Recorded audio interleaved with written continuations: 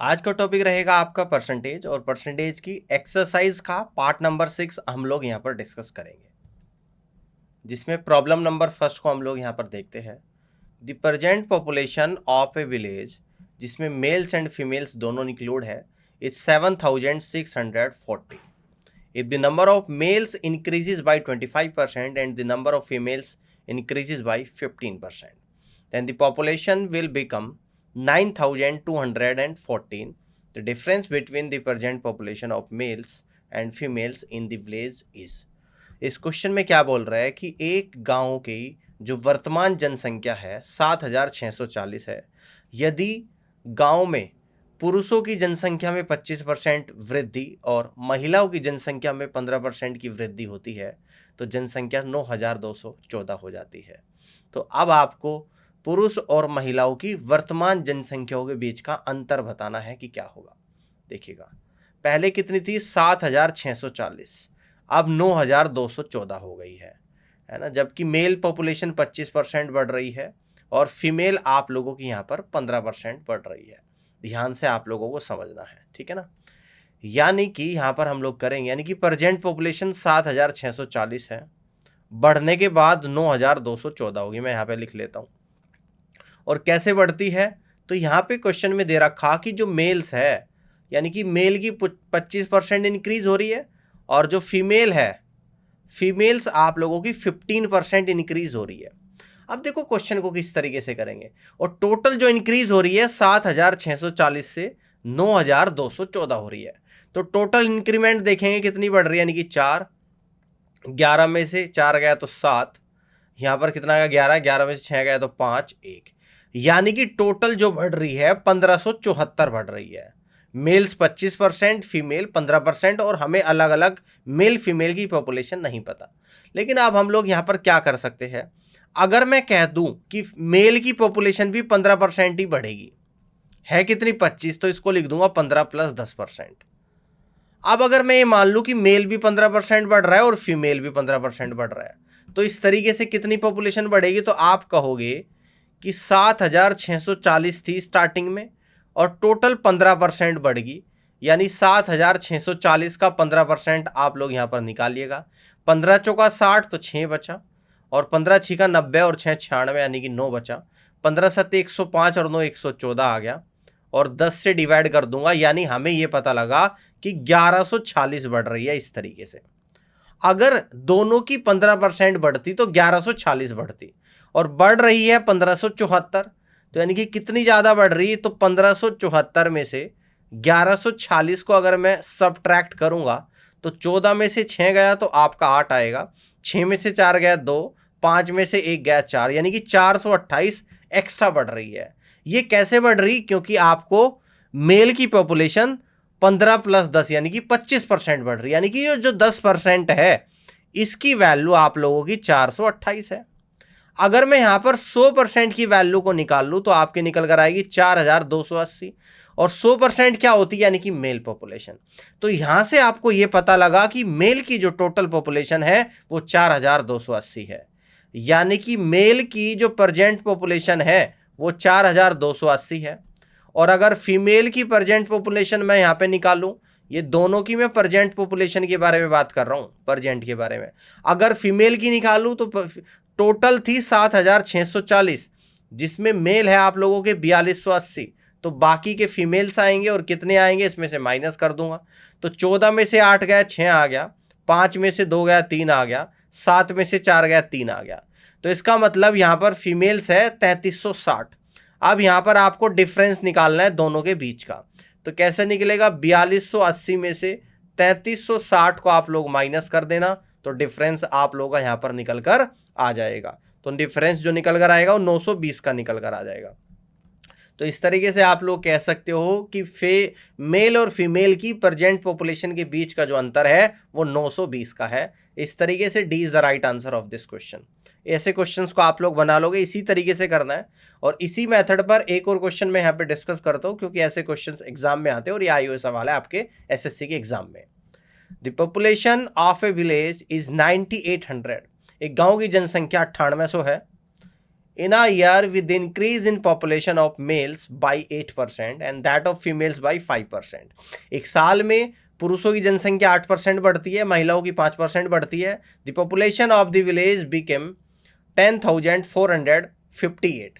तो इस तरीके से जनसंख्या 10,458 हो जाती है। What was the number of males in the village before the increase. तो अब आप लोगों को बताना है कि बढ़ने से पहले, जनसंख्या बढ़ने से पहले गांव में पुरुषों की संख्या कितनी थी, आप लोगों को बताना है, ठीक है ना। देखिएगा स्टार्टिंग में थी 9,800, जिसमें आपको ये दे रखा कि मेल पॉपुलेशन जो है, मेल्स, वो 8% इंक्रीज होती है और जो फीमेल्स है वो आप लोगों की कितनी इंक्रीज हो रही है, यानी कि 5%। अगर मैं कह दूं कि मेल्स और फीमेल्स दोनों 5% ही बढ़ती, तो इसे हमें ब्रेक करना पड़ेगा इस 8% को, यानी कि इस तरीके से लिखना पड़ेगा 5% और प्लस का 3%। और हमने मान लिया कि दोनों की 5% ही बढ़ रही है। तो स्टार्टिंग में थी कितनी, 9800, और इसका अगर 5% बढ़ेगी तो 9800 का 5%, तो कितना आप लोगों का निकल कर आएगा, 490, यानी कि टोटल 490 पॉपुलेशन बढ़ती। और एक्चुअल में बढ़ कितनी रही है, 9,800 से 10,000 हो कितनी रही है, देखो 9,800 से ये हो रही है आप लोगों की 10,458। तो यानी कितना इंक्रीज हो रही है, 658 इंक्रीज हो रही है, जिसमें 490 तब होगी जब दोनों की 5-5% बढ़ेगी। तो बाकी की 658 में से अगर 490 को आप लोग माइनस करोगे तो ये आप लोगों का 168 निकल कर आएगा। और ये 168 चेंज किस वजह से है, क्योंकि इस 3% की वजह से 168 का चेंज आ रहा है ना। तो यहां से अगर मैं 1% की वैल्यू निकालूं तो आप कहोगे सर 3 से कटेगा, 3 पचे 15, 3 चंग 18, 56 आ गया। अगर 100% की वैल्यू निकालूं तो आपका 5600 निकल कर आ जाएगा। कितना निकल कर आ जाएगा, 5600। यानी कि मेल्स पॉपुलेशन जो स्टार्टिंग में है वो कितनी रही होगी, 5,600 रही होगी। आपसे यही पूछता है कि बिना जनसंख्या में वृद्धि किए पुरुष जनसंख्या कितनी थी, तो पुरुष जनसंख्या इस तरीके से 5600 रही होगी। और यही इस क्वेश्चन का करेक्ट आंसर यहां पर बनेगा। इस तरीके से आप लोग सवाल को कर सकते हो। बात समझ में आ गई, ठीक है ना। आगे बढ़ते हैं।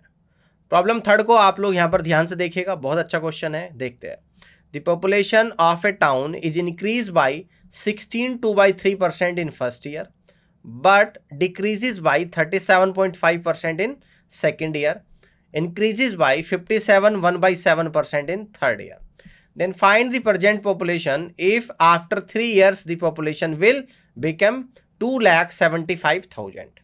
देखो यहां पर सवाल में क्या दे रखा है, कह रहा है कि एक नगर की, एक कस्बे की जनसंख्या पहले साल 16.2/3% बढ़ती है, दूसरे साल 37.5% कम होती है और तीसरे साल 57.1/7% बढ़ती है। तो आपको बताना है कि इसकी प्रेजेंट पॉपुलेशन क्या होगी अगर 3 साल के बाद इसकी पॉपुलेशन 2,75,000 है। तो इस क्वेश्चन को हम लोग फ्रैक्शन से करेंगे। कैसे करेंगे, ध्यान से समझना है।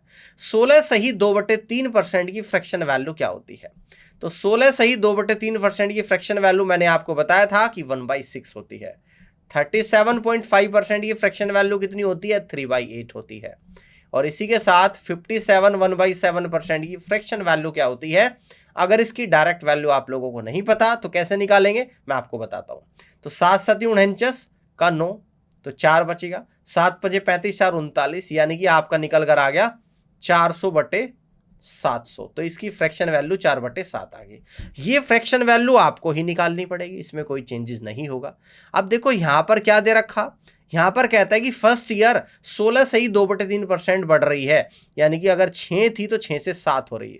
तो फर्स्ट ईयर आपकी जो यहां पे लिख देता हूं इनिशियल और यहां पे लिख देता हूं फाइनल, 6 से 7 हो रही, यानी कि फर्स्ट ईयर इनिशियल वैल्यू 6 थी और फाइनल 6 पे 1 बढ़ गई, यानी कि 7 हो गई। दूसरे साल 3/8 यानी कि 37.5% कम हो रही है, यानी कि 8 पर 3 कम हो रही है। तो सेकेंड ईयर की अगर हम लोग बात करें, 8 पर 3 कम है तो 8 से कितनी होगी, 5 होगी। अगर थर्ड ईयर की हम लोग यहां पर बात करें, बढ़ रही है, यानी कि 7 पे 4 बढ़ रही है, तो 7 पे 4 बढ़ रही है तो 7 से 11 हो गई है। तो इस तरीके से आप लोग इस परसेंटेज वैल्यू को रेशियो में इजीली कन्वर्ट कर सकते हो। अब ध्यान से आप लोग यहां पर देखिएगा, अब यहां पर मैं रेशियो निकालूंगा और जो कॉमन वैल्यू उसको कैंसिल आउट करूंगा, यानी कि 7 से 7 कटेगा, तो इस तरफ आएगा आपका 6 × 8 आ जाएगा और यहां पर आ जाएगा आप लोगों का 5 × 11 आ जाएगा। आपसे बोल रहा है कि 3 साल के बाद जो पॉपुलेशन है वो 2,75,000 क्वेश्चन में गिवन है। तो यानी कि 11 से कटेगा आप लोगों का 11 दूनी 22, 11 पंजे 55, 25,000 बार कटेगा, और 5 से इसको कट कर दूंगा 5,000 टाइम्स चला जाएगा।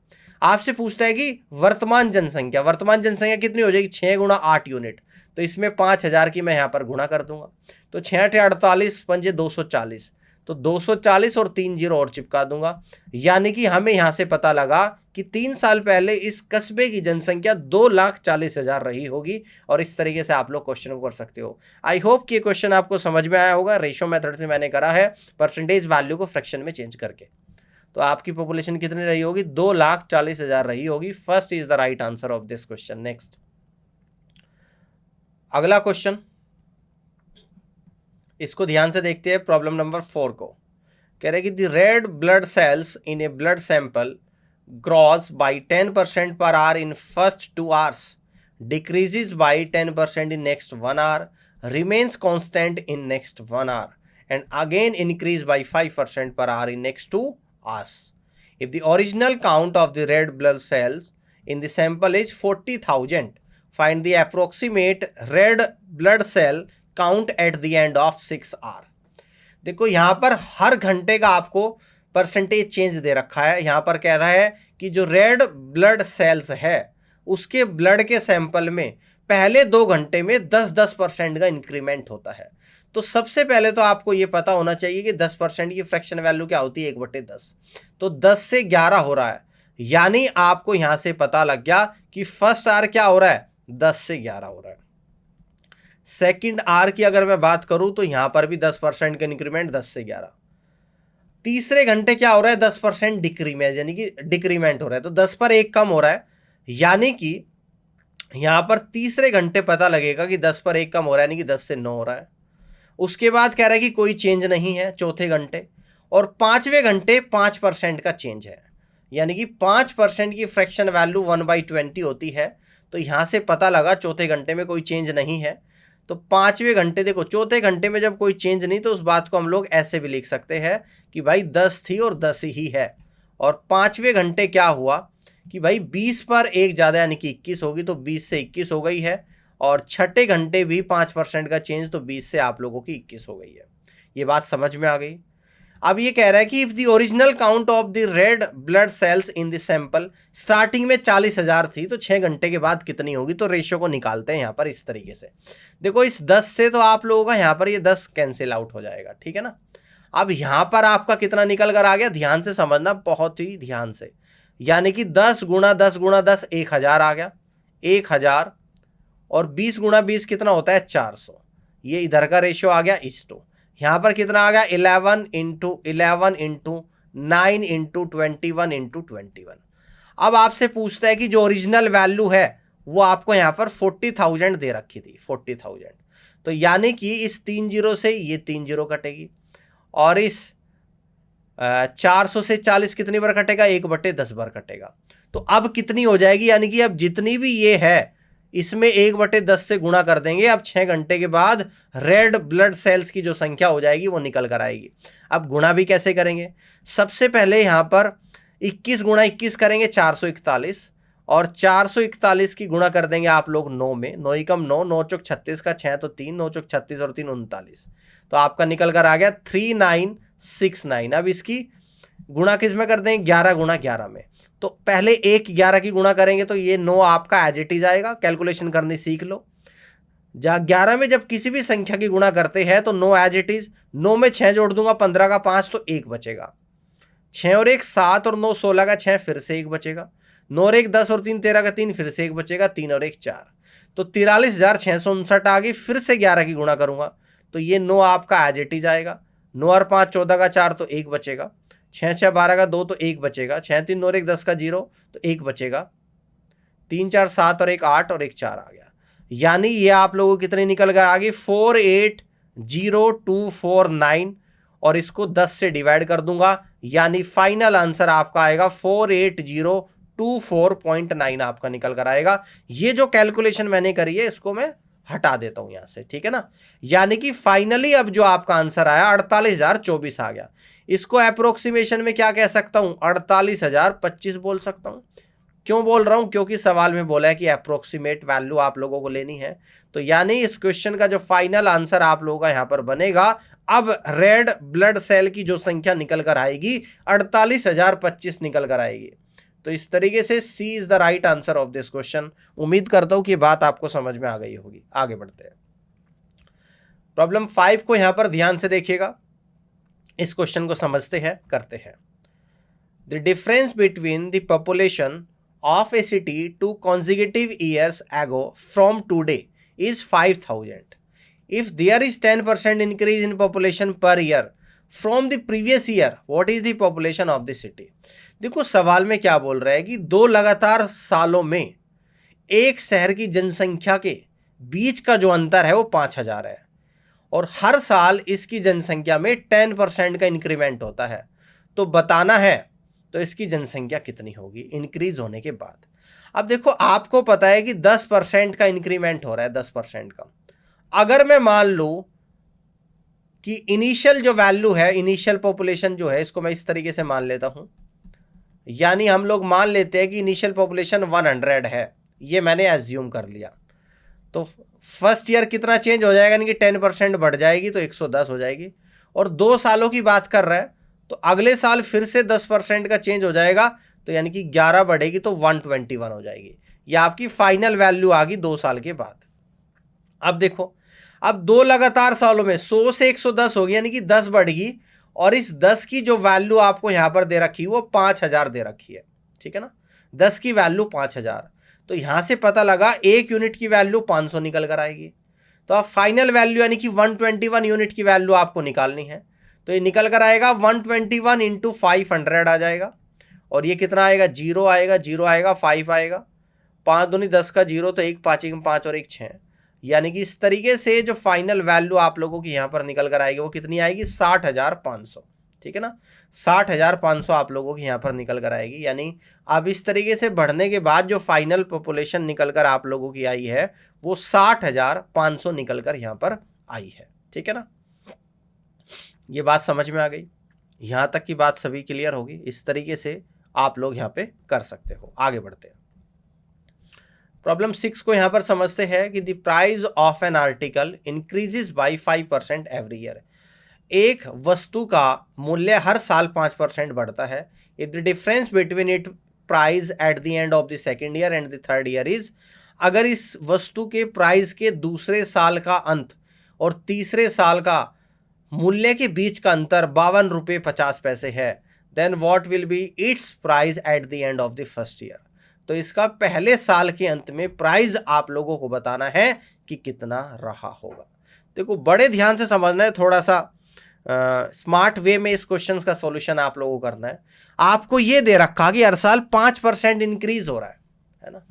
अगर मैं मान लूँ कि कोई वस्तु 100 थी, ये मैंने मान लिया है।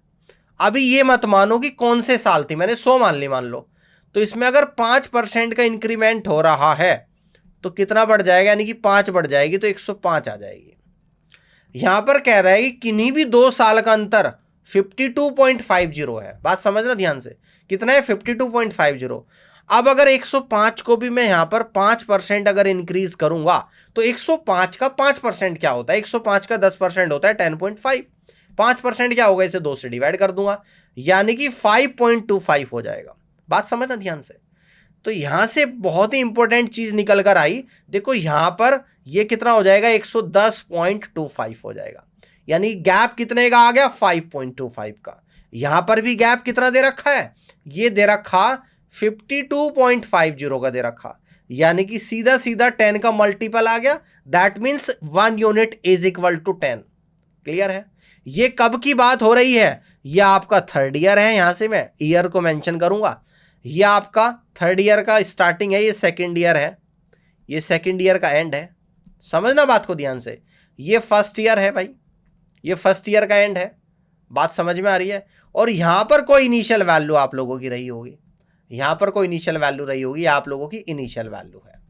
भाई इनिशियल वैल्यू है, उसमें 5% इंक्रीज हुआ तो 100 आया, फिर 5 इंक्रीज हुआ, है ना। देखो इनिशियल कोई वैल्यू है, फिर 1 साल के बाद, ये फर्स्ट ईयर का एंड है, इनिशियल में कोई वैल्यू 1 साल में 5% इंटरेस्ट लगा, फर्स्ट ईयर के बाद वो वैल्यू 100 हो गई, ठीक है ना।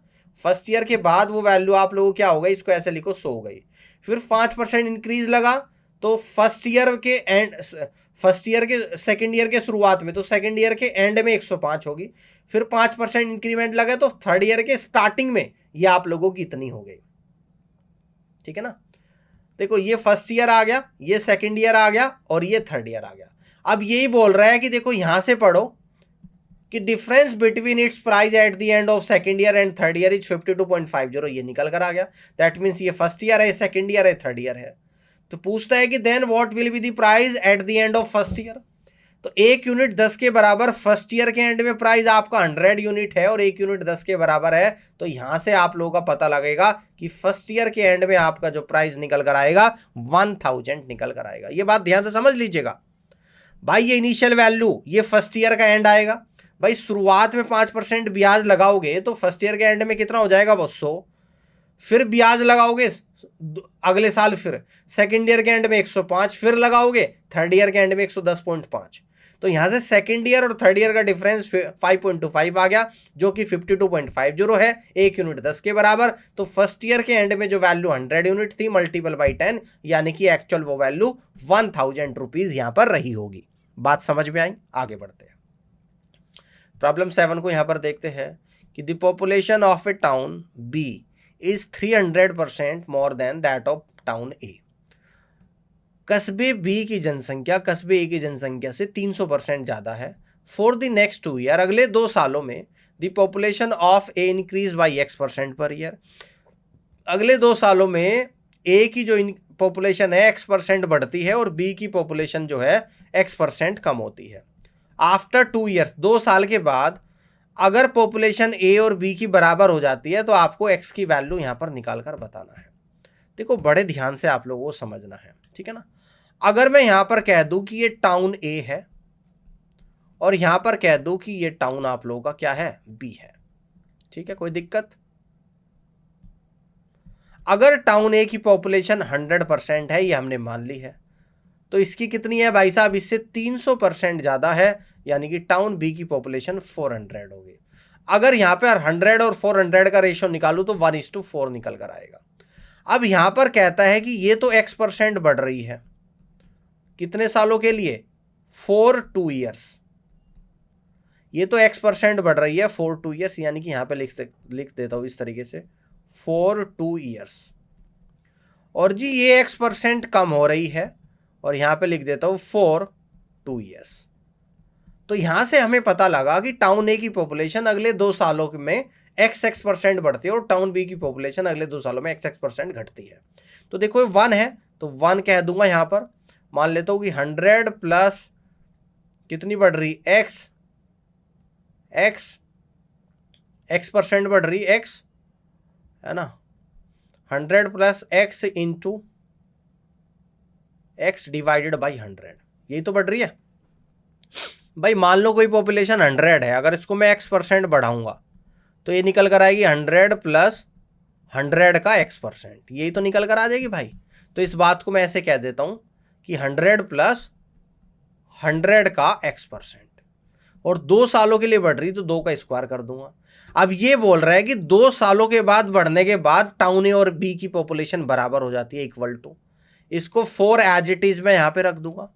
ये कितनी घट रही है, X%, 100 minus 100 into X upon 100 का स्क्वायर, ये X% घट रही है ना। बात समझ में आ गई? अब देखो अगर मैं स्क्वायर रूट कर दूं दोनों का, take square root both sides, अगर दोनों साइड का स्क्वायर रूट मैं यहां पर लूं तो ये आपका 100 से 100 कटेगा, यहां से ये कटेगा, ये आपका निकल कर आएगा, यानी 100 प्लस एक्स इंटू 1 तो है यहाँ, 1 का स्क्वायर रूट 1 ही होता है। 4 का स्क्वायर रूट लूंगा तो 2 आएगा और अंदर आएगा आप लोगों का 100 माइनस एक्स, यही आएगा।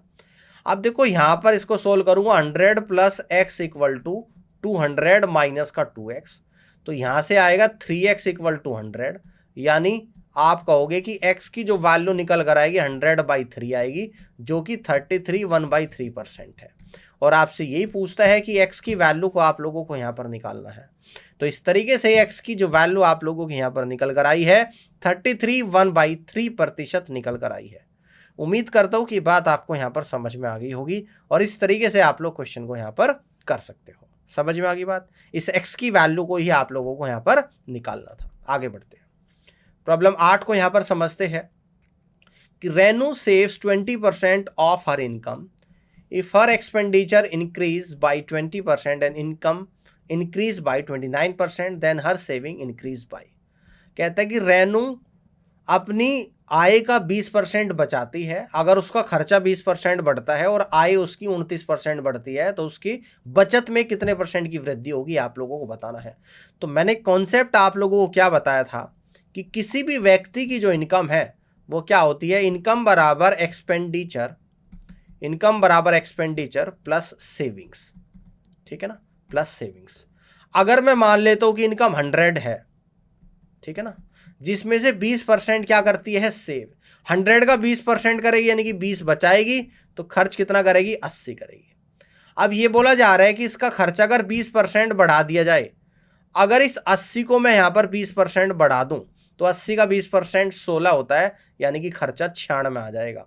और यहाँ पर ये बोला जा रहा है कि इनकम को 29% बढ़ा दिया जाए, तो अगर मैं 100 को 29% बढ़ाऊंगा तो 29 बढ़ेगा तो 129 हो जाएगा। अब ध्यान से आप लोग इस बात को यहाँ पर समझो ध्यान से, इनकम 129 है, एक्सपेंडिचर 96 है, तो सेविंग्स कितनी आ जाएगी। अब तो आप कहोगे सर इनकम में से एक्सपेंडिचर माइनस करो तो सेविंग्स निकलेगी, यानी कि 129 में से 96 को माइनस कर दो, तो सेविंग आपकी जो निकल कर आएगी वो 33 निकल कर आएगी। तो पहले थी 20, अब 13 होगी, 33 होगी सेविंग, तो कितनी बढ़ेगी, यानी कि 13 बढ़ेगी। कितने % सेविंग्स में इंक्रीमेंट हुआ, तो आप लोग कहोगे सर 20 पर 13 बढ़ रही है, तो 100 पे निकालेंगे तो परसेंटेज आप लोगों का निकल कर आएगा 20 पंजे 100 आ गया, और ये कितना आ गया, 13 पंजे 65%। यानी कि इस तरीके से इसकी जो सेविंग्स है वो 65% इंक्रीज होगी, और यहां से आप लोग कह सकते हो कि B is the right answer of this question. तो इस तरीके से बी सवाल का करेक्ट आंसर बनेगा। नेक्स्ट देखते हैं, प्रॉब्लम 9 को यहां पर समझते हैं कि अमन स्पेंड्स 87.5% ऑफ हिज इनकम। अमन अपनी आय का 87.5% क्या करता है, खर्च कर देता है। If his income increase by 11 1/9% and his expenditure increase by 14.28%, then find his current saving percentage. तो इसकी करंट सेविंग परसेंटेज आप लोगों को बतानी है, ध्यान से करते हैं। इसकी फ्रैक्शन वैल्यू आप चेंज कर लो, 87.5% होता है 7/8, 11 1/9% होता है 1/9, और 14.28% कितना होता है आप लोगों का, ये होता है आप लोगों का 2/7। 2/7 होता है 1/7, ये होता है आप लोगों का 1/7, ठीक है ना, ये कितना होता है 1/7। अब देखो आपको क्या क्या जानकारी यहाँ पर है, इस बात को ध्यान से एक बार समझिएगा। आपको ये पता है कि इनकम जो है, इनकम बराबर एक्सपेंडिचर प्लस सेविंग्स होती है। स्टार्टिंग में बोल रहा है कि अमन 87.5% इनकम का क्या करता है, खर्च करता है। अगर 8 इसकी इनकम मान लूं मैं, यहाँ पे अगर मैं मान लूं कि 8 यूनिट इसकी इनकम है, 8 यूनिट इनकम है, जिसमें से 7 यूनिट खर्च कर रहा है, 8 में से भाई साहब 7 खर्च कर रहा है, तो बचाएगा कितना, 1 यूनिट। क्लियर है? अब क्या बोला जा रहा है, अगर इनकम को 1/9 बढ़ा दिया जाए, इनकम आप लोगों की 8 है, अब इसका 1/9 भाग अगर बढ़ा दिया जाए और एक्सपेंडिचर को भी क्या कर दिया जाए, इंक्रीज कर दिया जाए, कितना, 1/7 इंक्रीज कर दिया जाए, ठीक है ना। कितना इंक्रीज कर दिया जाए, 1/7 इंक्रीज कर दिया जाए, ठीक है ना। तो सेविंग्स पूछता है कि करंट सेविंग्स आप लोगों की यहां पर क्या निकल कर आएगी, ये आप लोगों को अब यहां पर बताना है कि क्या होगा, ठीक है ना। बात समझ में आ रही है आप लोगों को? भाई 8 इनकम है, 7 एक्सपेंडिचर, 1 सेविंग, इनकम 1/9 बढ़ी, यानी कि इनकम हो गया अब आप लोगों की 8 + 8/9, ठीक है। एक्सपेंडिचर कितना हो गया, 7 का 1/7 बढ़ गया, यानी कि 1 बढ़ गया, यानी कि 8 हो गया आपका एक्सपेंडिचर। अब सेविंग्स आपको यहां पर निकालनी है, तो ये निकल कर आएगा 8 + 8/9 कितना होता है, और प्लस सेविंग्स, ठीक है ना, ठीक है, यही तो बोल रहा है। तो करंट सेविंग परसेंटेज आप लोगों को यहां पर बताना है, find is current saving percentage. Clear है? तो 9 × 8 = 72, 72 × 8 = 80, 80/8 होगी, 80/9 और माइनस का 8, ये आप लोगों की सेविंग्स निकल कर आ गई। यही तो बोलोगे आप, 9 8 72 यानी कि 8/9। यानी कि आप इस बात को यहां से कह दोगे, आप इस बात को यहां पर इस तरीके से कह दोगे कि ये कितनी आ गई, 9 8 72, 80/9 आ गई, ये 8 आ गई, यानी कि सेविंग कितनी आ गई आप लोगों की, 8/9 आ गई। कैसे? देखो इस बात को इस तरीके से ब्रेक कर सकते हो, ये 8 + 8/9 को एज इट इज कह दो। सेविंग कितनी, एक्सपेंडिचर 8 है तो सेविंग 8/9 होगी। देखो लेफ्ट और राइट दोनों बराबर है, तो सेविंग कितना % है, तो पूछते हैं कि सेविंग परसेंटेज बताना है कि फिलहाल कितनी है। तो टोटल कितना है, 8 + 8/9, 8 + 8/9 कितना होता है, 80/9। 80/9 का 8/9 सेविंग है, कितना % है, गुणा 100 है। देखो इस 9 से 9 कटेगा, 8 से 10 बार कटेगा, 10 से 1 कटेगा, तो आपकी जो सेविंग्स है वो करंट सेविंग आपसे पूछ रहा है जो कि 10% है। तो इस तरीके से A is the right answer of this question. कर लोगे ना, इजी क्वेश्चन है ये। प्रॉब्लम 10 को यहां पर देख लेते हैं, इसको करते हैं। A person can save 25% of his income. एक व्यक्ति अपनी आय का 25% बचाता है। If his income increase by 20% and still he saves the same amount as before. और कहता है कि अगर इसकी इनकम को 20% बढ़ा दिया जाए तो इसकी जो सेविंग है जितनी पहले थी वो उतनी ही अब है। The percentage increase in his expenditure is. तो इसके एक्सपेंडिचर में कितना इंक्रीमेंट होगा ये आप लोगों को बताना है। तो इनकम बराबर होता है आप लोगों का एक्सपेंडिचर और प्लस सेविंग्स। अगर मैं इनकम को मान लूँ कि 100 है, 100 में से 25% बचाता है, यानी कि 25 बचाता है, तो खर्च कर रहा है यानी 75। आप कहते हैं कि इनकम को अगर 20% बढ़ा दिया जाए, 100 को 20% बढ़ाऊंगा यानी कि 20 बढ़ेगी तो 120 हो जाएगी। और कहता है कि सेविंग उतनी रहती है जितनी पहले थी, यानी कि सेविंग अभी भी 25 ही रहेगी। 120 में से अगर 25 को माइनस करूंगा तो 95 आपका निकल कर आएगा। ये 95 क्या है आपका, एक्सपेंडिचर। एक्सपेंडिचर 75 से 95 हो गया, यानी कि 20 बढ़ गया।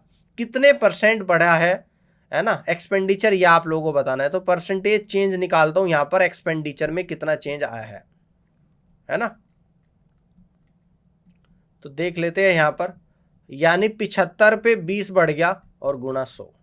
25 थी 75, 25 चौका 100, यानी कि 80/3 और 3 दूनी 6, 3 छंग 18, 26 सही 2/3% एक्सपेंडिचर में इंक्रीमेंट हो गया। तो इस तरीके से आप लोग कह दोगे कि first is the correct answer of this question. इस तरीके से आप लोग इस सवाल को कर सकते हो। बात समझ आ रही है?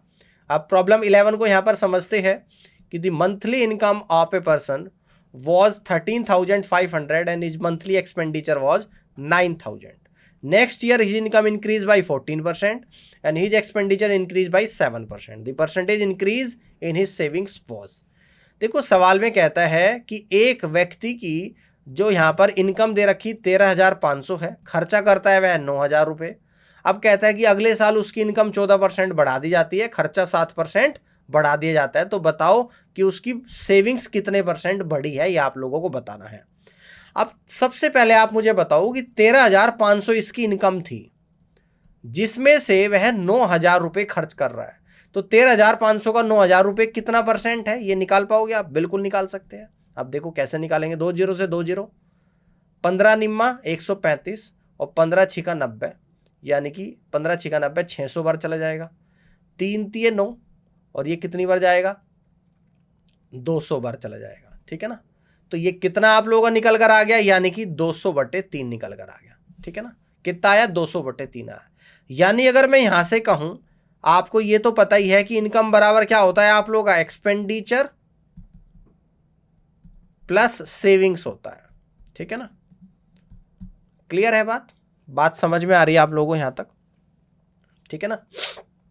अब देखो, अब इसको रुपीज में मत लेकर चलो, या रुपीज में लेकर चलोगे, रुपीज में भी लेकर चल सकते हो, क्योंकि अगर परसेंटेज नहीं निकालनी तो इसको रहन भी दो।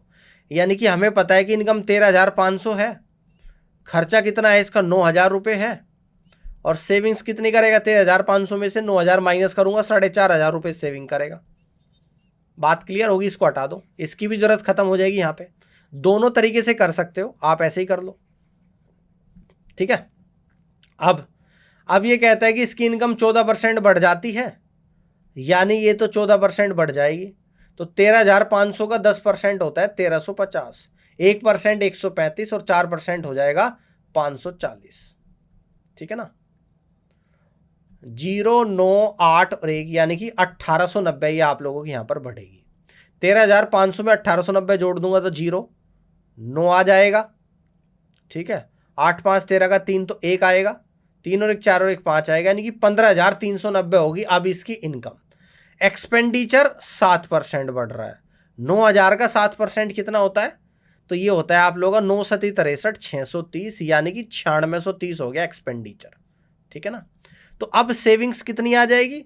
15,390 में से 9630 को माइनस कर देना, यानी 15,390 में से 9630 को माइनस करेंगे तो आपका कितना? 13, 13 में से 6 गया तो 7, 14, 14 में 9 गया 5, यानी कि 5,760 आप लोगों की सेविंग्स निकल कर यहाँ पर आ गई। ठीक है ना, पहले 4500 थी, 5,760 हो चुकी है, तो कितना बढ़ चुकी है? तो आप कहोगे सर 1260 बढ़ चुकी है।